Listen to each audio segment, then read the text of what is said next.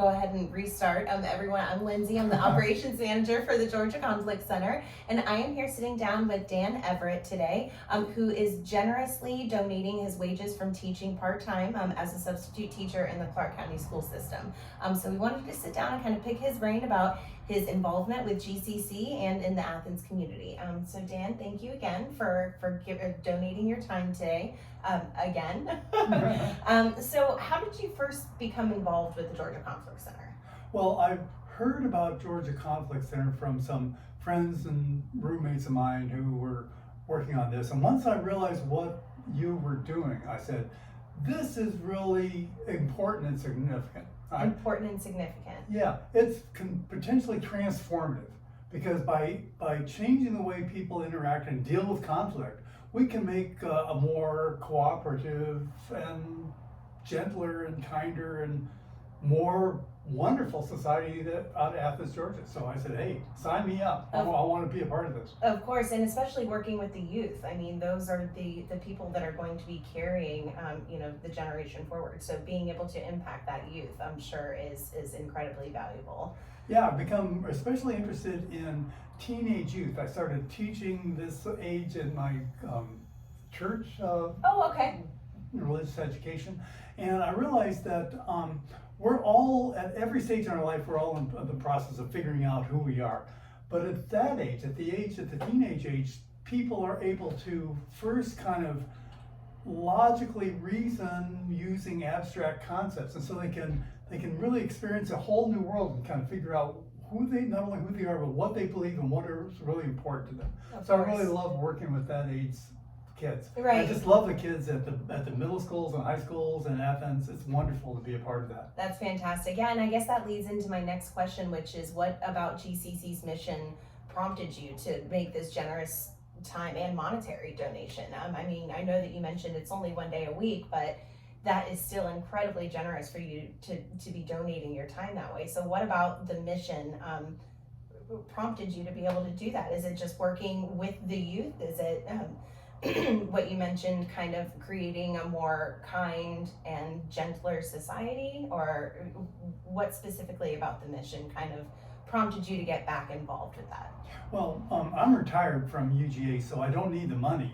I'm just doing this because I miss being in a classroom and I miss working with young people. But what really called for me to work with GCC is that y'all are working on restorative justice in the school system. And in fact, when I've been going in to teach my classes and introducing myself to these middle school and high school students, I've been telling them about restorative justice, and I've been telling them that I'm donating my salary to that. And they applaud that. They think that's really neat, and they're really enthusiastic about being a part of this transformation from the lock 'em up PESS culture of schools to the restorative justice idea. Of course, I'm sure it is incredibly valuable for youth at that age to be able to see someone who has given so much throughout their life to their career, who's now again giving back for their benefit, really. And so what impact do you hope that your contribution of your time in the school system will make there? Well, Clark County school system is really short on substitute teachers, that's for sure. And I want to kind of be an example of a person who is, friendly and nice and fun. I like being a fun and enjoyable guy, but I also am serious about what I do, right? And I want the young people to be serious about what they learn, and I want to let them know that they're maybe a little smarter than they think. Yeah. And some of them, especially the ones who are kind of struggling and maybe even having discipline problems, they're smart kids.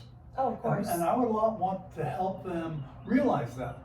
And if they ever get into disciplinary issues, I hope that they would be able to get into a restorative justice situation. So I guess what I'd really like to do is make it more likely that when a kid gets in trouble, they can do restorative justice instead of in school suspension. Of course, so unlocking that potential both educationally and also behaviorally for them. Absolutely. That's wonderful. They're our future. These young people are our future. They really are, and the fact that you are dedicating your time and your salary to GCC, but most importantly, your time in the school system to impact the youth, it's incredibly inspiring, Dan, and I hope that this interview prompts more people to do what they can in the school system and for the youth that will be leading the world forward after this.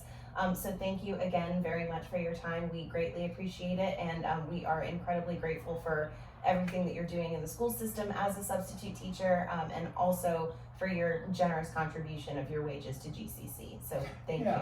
Well, I think that we're all a team. Both the school staff and the GC3 and me, we're all working on this together, and I'm really happy to be part of this team. Thank you so much for making it possible for me to do this. Of course. All right. Thanks, everyone.